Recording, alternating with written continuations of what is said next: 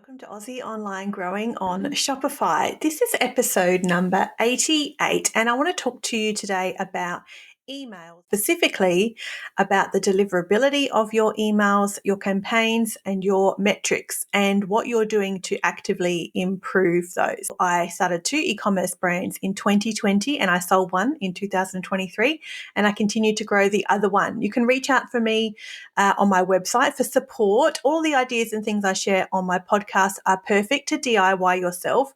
But if you are a busy CEO, a busy business owner, then sometimes the marketing functions of our business can really get in the way, and then it can hold our business back because we know these things are essential, but you only have so many hours in the day. Feel free to reach out to me. I can implement some of these strategies for you and offer you some support to your small business, particularly if you're building online, a Shopify brand or a brand online.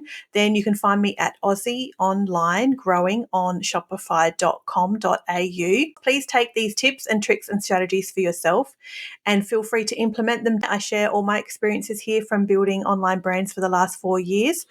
But if you just need somebody to action these things for you and just get in there and start implementing things and take over some of the project management side of these tasks, then reach out to me through the website. I'd be happy to chat with you. You can book a free discovery call and we can just chat for 20 minutes and then see how I can support you from there. This morning, I wanted to share with you actually a presentation that I put together for a client about email marketing and about some of the metrics that are important to monitor and then to actively try and improve on.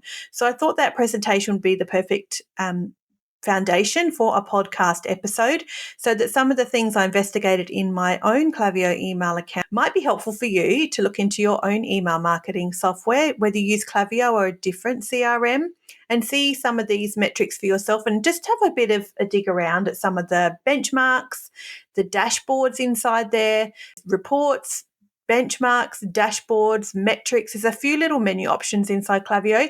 And I'm sure even if you're not with Klaviyo, your CRM has these similar sorts of things for you to investigate as well, just to check how things are performing and whether there's some areas that need your attention. In doing this presentation, I found myself some things that needed attention, which is I have actively implemented those changes in the last probably 3 months that have made a significant difference to the performance of my account overall.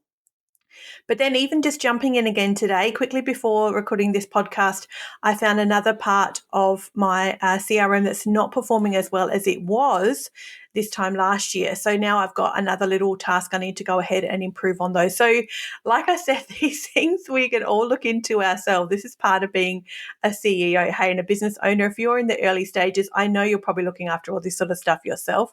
If you're a bit further down the track with your business and you know these things are critical and you know there's probably room for things to be investigated and audited and improved upon, but you just don't want to be doing that yourself, that's totally understandable. That is what I'm here for. I am your marketing virtual assistant. Please reach out to me on the website. We'll have a chat and I can support you. But if you are early in business and you're doing all these things yourself, then save this episode, maybe email it to yourself and come back and just check some of these things for yourself and go ahead and investigate inside your own Klaviyo account or other CRM account just to see what you can find out. It's very interesting.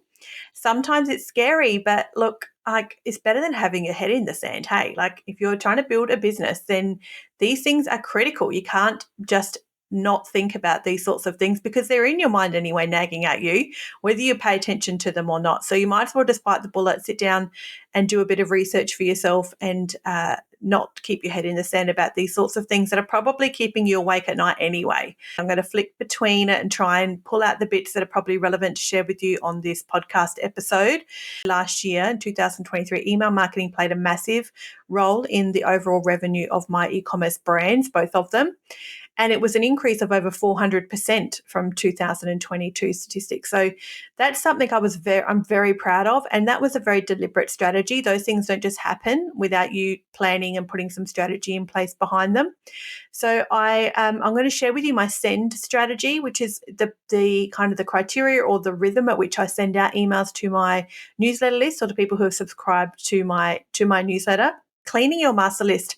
Something you should be doing every 6 months or so is cleaning your list, your master list, your email marketing list, your newsletter list, and going through and setting some sort of criteria for yourself and some sort of segment to try and pull out users and profiles that are actually not no good keeping anymore. Like they're either junk emails, they've gone to people's spam or junk for months. People have unsubscribed and you still got the email, or if they've unsubscribed, you're not going to be sending to them, but it's sitting in your account. You're sending perhaps emails that are junk, or it's going to spam and they're just not opening and they've ignored you forever. They delete everything they see from you. These are emails you really need to be cleaning up. And every 6 months or so, it's really worthwhile setting up some sort of segment based off of a few different criteria points, which are entirely up to you what you set those criteria at. For me, I didn't look at mine exactly, but mine is roughly like if somebody hasn't opened an email from me in 120 days, I think I did 4 months, or they haven't visited my website in 4 months, because I want to keep them on my email list if they've gone to the website, even though they didn't open an email. They might have previewed the email and then just gone straight over to the website. Like, I didn't want to just get rid of people altogether that haven't opened an email in 4 months but visited the website. So I think that's the only criteria I had. And then those emails I put through a sunset flow, which is basically like a flow of like, I haven't heard from you in a little while. Did you see what's going on and, at the brand and what's happening on the website?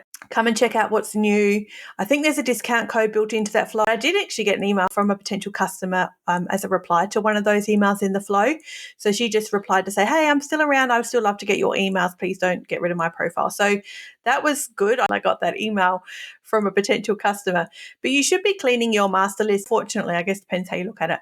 This is important now more than ever before because of changes that Google made in the last few months. Email deliverability is a big deal, and we're potentially getting a bit hammered. So I don't know what you have found with your metrics all through this year, whether they have tanked a little bit. My open rates definitely dropped significantly, and I have worked to restore those to a really great level. But it definitely made an impact to my email deliverability. Google has changed their deliverability criteria, and also the threshold at which you can be marked as spam is different than what it used to be. There's always changes in these platforms. They're always going to make these sorts of changes. It's incumbent on us as a business owner to be proactive about this sort of stuff and to do some measuring every month. Go and check these metrics at least once a month and keep a record of them somewhere. I have a spreadsheet of KPIs that I keep so that you can go and compare these month to month and start to see trends before they really have a detrimental effect on your business. I quickly jumped into my account before starting to record this podcast to see what latest stat I hadn't looked at or measured in a little while. My revenue in the last 90 days is down on my revenue for the same 90 days in 2023. I have noticed that my email revenue is not as high at the moment that I think it was last year, but I hadn't gone back to look exactly what difference that was. So I need to do something about that. It's down by about 3 or 4%. It's not down lots. My email revenue should have grown in the last 90 days compared to the last year of 90 days. So I need to go and check that out because my revenue through all of 2023 was up 400% on the previous year. So there's definitely things I know I can do to improve that. So that's a little task I've just emailed myself to go back and check out what has happened in the last 90 days compared to last year and see how to rectify that in my account. So cleaning your list is really important. You should be suppressing profiles that are junk, that never open your stuff, so just delete you all the time, that are crappy emails, that are duplicate. Klaviyo gives you as suggestions of how to clean up a list or to create a sunset flow. There's cases for and against even having a sunset flow in this day and age because of Google and email deliverability and the criteria they filter your emails through before they decide to deliver it or not. If you've got these emails on your list and you are contacting them and or paying for them through Klaviyo and other service providers, then you really should be having a good quality list. Like, a good quality list is worth money to your business. It's actually an asset. An email list is actually an asset to your business. So it's important to go in and check these metrics and clean them at least a couple of times a year. First, my analytics. When I looked at my deliverability score, so I wanted to improve my deliverability score in the last 3 months based off of the changes that Google has been making. So my deliverability score was not great. From December to March this year, my deliverability score had dropped and it was in the fair range, which is bad because the ranges that Klaviyo gives you is poor, fair, good, and excellent. I noticed that because I was checking my stats and I knew about the changes with Google and deliverability. So I had been actively working to improve that deliverability score, and now I've got it up to good. So it's now sitting on good and it's on the edge of excellent. I'm really happy. It's like a little speedo in your car. That's what the graphic is like, which is very helpful. And it's like so close to the excellent line. I'm nearly there. So I'm really happy about that. Let me tell you what I did in the last 3 months to do that. The main thing is to change my segments inside Klaviyo and to change my send strategy also. I am now only sending emails every week, which I do a weekly campaign. You should do too if you don't. But now I send that weekly campaign just to engaged profiles. I used to send it to everybody. Now I only send it to the engaged profiles. So I've set that criteria for myself of who is classed as engaged. Klaviyo again gives you suggestions on doing this. I think I've tweaked it a little bit, but it's basically someone who's opened an email or visited your website in the last little while is classed as engaged. So by doing that, I have definitely increased my open rate and my click rates have improved as well. Let me tell you some of them from the last few campaigns. I need to go back and look at my metrics on flows as well because my revenue per recipient on flows is not ideal. I need to do a bit of an audit on my email flows and work on improving the revenue on the flows. But revenue is a whole different topic. So let's not talk too much about revenue today. I really wanted to look at just improving my open rate because I wanted to see that my deliverability score improve. And it definitely has improved. So let me tell you some of the email campaigns I've sent every week in the last 3 months and how they have improved. My open rates are 69, 57, 81, 59, 59, 100, 62, 43, 67. They are really good percentages. I'm very pleased with those percentages. The best performing percentages or open rates are based off of smaller segments. So segments that are very targeted.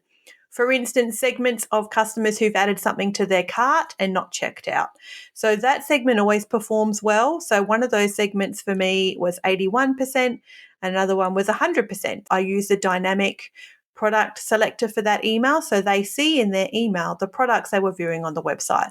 This is one of the incredible things about Klaviyo. It's incredibly powerful when it comes to Shopify and to e-commerce, the way it integrates with your Shopify store and pulls in the products that your potential customer was looking at and then sends a tailored email just to them with those products in the email. It's amazing and I love it so much. So that email got me 100% open rate in the last few months. I also sent a couple of emails to a waitlist, again, a very targeted segment of people. People deliberately join this waitlist for my subscription box. So the emails they get, they have opted into that waitlist on purpose. They didn't just join my generic newsletter. They went ahead and added themselves to the subscription box waitlist. So those emails had a really great open rate as well. They were my highest ones as well as the smaller segments. My generic weekly campaign to an engaged segment, all of those hovered around, the lowest one looks like it's 42 or 43. But they all hovered in the 50 to 60% open rate, which is definitely an improvement for me on what it was for the previous 90 days prior to this 90-day period. The last 90 days, it has gone up significantly from the 90 days before that. But like I said, this doesn't happen on its own. I had to go ahead and do some deliberate work to improve that. And I improved it by improving my segmentation. So being a little bit more deliberate with the segmentation, making sure I cleaned up my master list and suppressed emails that are just trash. There's no point keeping them anymore. Using some sort of hook that gets people curious about opening an email. Also, as well, at the end of June, I did a big end of financial year sale. So the emails I had as part of my end of financial year sale performed well because people were keen to get a bargain before the end of the financial year. So that was always good too. So if there's a time of year coming up where you could maybe lean on or leverage a sale or a special time of year or a new product launch, something that doesn't happen all the time, it might be a good opportunity for you to try and increase your deliverability as well for your emails. Even a birthday sale, like can you do something like that a couple of times in the next couple of months and see if that will bump up your deliverability score or your email open rate as well. Remember, this sort of work improves your account overall. This is the kind of work as a CEO. This is the sort of work as a CEO that is valuable work. It just doesn't feel like it at the time.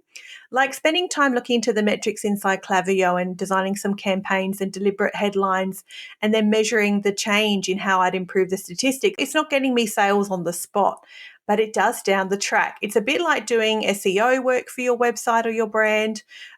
Or again, of course, I can do that for you as well. I did a bit of a check on one of my kids' devices and did some Google searches because they would never have gone to my websites before to see where they show up on the Google searches. I was really pleased to see I'm on page 1 in most cases, which was great.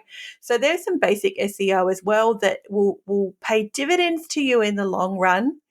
It just takes a lot of time sometimes to get yourself started, that inertia to get moving in that direction, or to carve out that time in a busy day to do that sort of thing. But again, like, reach out to me if you need support for that sort of thing. Like I said, go ahead and use these tips and DIY them for yourself. I share all my expertise and knowledge and my everyday learnings of growing e-commerce brands in Australia. But if you just want someone to just like do the work, action it, implement it, get you results, and so that you can just stop worrying about it or losing sleep over it, then reach out to me and I can give you some support for that, and you won't have to stress about it anymore yourself and know the work is being done. So this is one of those jobs that feels a bit like, is it really worth my time? Because, I have orders to pack or a new product to launch, something that feels like it gets you an immediate win or an immediate sale, but it pays off in the long run because now my account deliverability has improved overall. That just improves my other emails being delivered, like that, getting rid of junk email profiles or increasing the deliverability of my current email campaigns by being more deliberate with the type of segments I'm sending to and how often I send to them helps my whole account improve overall. My whole account is better overall. That helps every part of my business, and every new profile or new potential customer that jumps into my newsletter and gets emails and newsletters from me, it increases the chance that they're going to get them and they're not going to land in their spam because the whole account has improved overall. So that's gone up better. I've got a bit of an idea here for you. If you're looking for some ideas of what to send in a weekly campaign and you're not sure what to send your either customers or potential customers or clients or potential clients in an email, here's some ideas of some things you could send. Do you have a good social organic post? You probably have at least one. If not, you probably need to go back to a previous episode about building a social media content calendar and start there. But if you have one social media post that is good for your account and you are happy with and performed well for what you expect it to perform, put it in an email. Like, even push the readers of the email to go and comment on that post. I've done that with a couple of brands before, with helping them with some emails and setting up an email campaign, and often use a good social organic post because you know that it resonates with your people anyway. Put it in an email, or if you don't want to like rejig it all and reword it and add new images and you can't be bothered to do that, just push them to the organic post. Like, put a link in the email to go and comment on the post and read the comments from other people on the post. Do you have a blog or an article? Send them to a blog or send them to an article from either your brand, even somebody else's brand. Like, we're in this together. Like, this is a marathon, not a sprint. So the less we are insecure about our competition or paranoid about our competition, the better. If you read a great email yourself, if you get a great newsletter yourself from a brand that might be a competition to you, send your customers to them. They will appreciate that of you and you will be servicing them. It makes so much sense, but sometimes we just feel like there's a rule that we can't do that sort of thing, but that's just crazy. It's only good. Like, it can only bring you good things. Do you have a testimonial from a customer? Like, a video would be amazing, wouldn't it? I would love one. But do you have a testimonial, even a text one, an email, a social media comment that you can change up and put in a nice graphic in Canva and send that as an email? Sometimes sending text-only emails versus HTML also can help improve your deliverability as well. This makes sense when you think about it. The spam emails I get, the obvious spam I get, which, oh my goodness, on this account for this podcast is off the charts. Nearly all of them are text only, not HTML. So it's commonly sort of known, even if you just think about your own email account and what emails make it through the spam filter. I'm not saying you're sending spam, but spam makes it to you and to your email, and it makes it to my email as well, often because it's text only. So it does improve deliverability. It's worth chucking in a text only email every now and again. Do you have an email you can do with the subject line like brand new or limited or back in stock or pre-release? All those sorts of subject lines are great. And if you put a little emoji in it as well, then you might find that those get better open rates than your other emails do. And another one is personalization. So I love to use the dynamic fields inside Klaviyo and include things like a customer's first name. So, hey, Rachel, or hey, Deborah, or hey, Sam, how are you? And also, like I said, then link some dynamic products or some dynamic content inside the email to your customers as well. So then you know that it's very tailored to something they would like to see and something they would like to read. So my send schedule at the moment, I'm in the process of testing a new one and maybe thinking about changing it, but I'm not sure how much I'm going to change it yet. But at the moment, I send an email once a week and then I send a follow-up 3 days later with which is the same. It has the dynamic content in it. So whatever email I do send every week, with whatever type of email, many of my customers will go to the website and click around and look at products. Even if I've sent them to a blog post or to social media, they'll still go to the website and look at new products. So the email I send 3 days later is always to a segment of customers who added something to their cart but didn't check out, or who did it viewed a product or added to cart. It might just be viewed a product but didn't purchase. That email always goes out 3 days after my weekly campaign, and that just scoops up everybody that was maybe partially interested in shopping but decided not to. So that gets me a great open rate. That email every week's really high, and I also get revenue, of course, from that email as well. Also, my flow revenue, let me have a look here. So my last top performing is my customer welcome flow, which is the flow that a customer goes into once they've made a purchase. This has been my top performing flow of via revenue in the last 90 days. My second top performing is my welcome series. So welcome series are like fundamental to have. According to my statistics too, having a post-purchase flow is also well worth it as well to encourage repeat purchase. Those ones are my top two performing flows by revenue.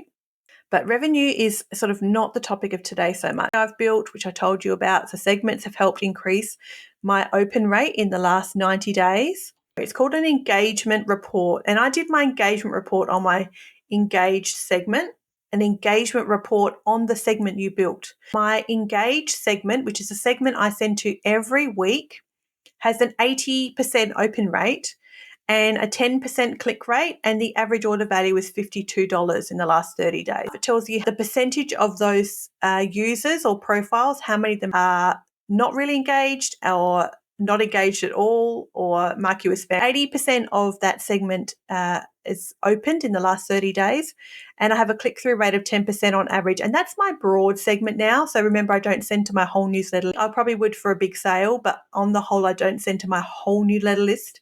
Everything goes to this engaged segment. I'm really pleased with how that's performing, and I've definitely worked really hard in the last 90 days to increase the metrics on that and kind of lift the performance of that segment overall. That's everything on my little presentation I can share with you today. I really encourage you to go back and look through your account and just see what metrics it gives you, what dashboards you can look into, and look at some different time frames. So look at the last 30 days or 90 and then compare it to last year. I always compare things to the same time last year rather than just like the last period. If I'm looking at June, I don't want to know what happened in May. Those are very different months for very different reasons. End of financial year sales are in June and they're not in May. So I'd expect to see things performing better in June than they did in May. That's not helpful to me. I want to know how they performed in June last year. So go and check out your own account and see what metrics you can find and what it tells you about the overall health of your account. I promise you'll find some things to action. If you're not sure where to start with your emails, you need to set some time aside. You could probably set aside half an hour every day for 3 or 4 days and do some deep, valuable work in the analytics of Klaviyo and put together a bit of a list of things you need to improve, and then go back and measure them. Like, go back and measure after. It's so important that we measure the statistics that we find and the work we do, because it validates for us the valuable work, and we can see the changes and how they're improved. And if we do an audit on our own account, then of course you need to go back and look at those stats again after you've done some work and see how they've improved over time. My deliverability score has improved. I'm getting it close to excellent. I'll be so stoked when I get it over the line from good to excellent. And I encourage you to do the same. Let me know what your deliverability score is. If you're on Klaviyo, send me an email through the website to know how your deliverability score is going and whether you found that it's been consistently good, whether you saw a drop off as well with the changes that Google made earlier this year. whether you haven't noticed it or if it's made a difference to your account and what you've been able to do to improve that. And of course, reach out to me if you want to book a discovery call as well through the website at Aussie Online Growing on Shopify.com.au, and I can help you implement some of these projects for you and just get them off your plate, and you can stop losing some sleep over them and see some actual improvement in your own account and some revenue benefits as well. I'll see you guys next time. As always, keep learning.